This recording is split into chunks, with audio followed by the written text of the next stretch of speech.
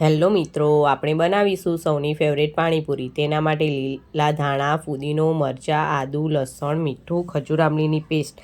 પહેલાં આપણે બટાકાના સ્ટફિંગમાં નાખવા માટે મિક્સર જારમાં લીલા ધાણા અને મરચાંની પેસ્ટ બનાવીશું। પાણીપુરીનું પાણી બનાવવા માટે મિક્સર જારમાં લીલા ધાણા, ફુદીનો, લસણ, આદુ, મરચાં, મીઠું, પાણી, લીંબુનો રસ એડ કરીને હવે એ પેસ્ટને ઠંડા પાણીમાં એડ કરીશું। પછી તેમાં સંચર મીઠું, સુરતી ખટ્ટા તીખાની પેસ્ટ, સાદું મીઠું, ખજૂર આમલીની પેસ્ટ અને લીંબુનો રસ એડ કરી બધું મિક્સ કરીશું।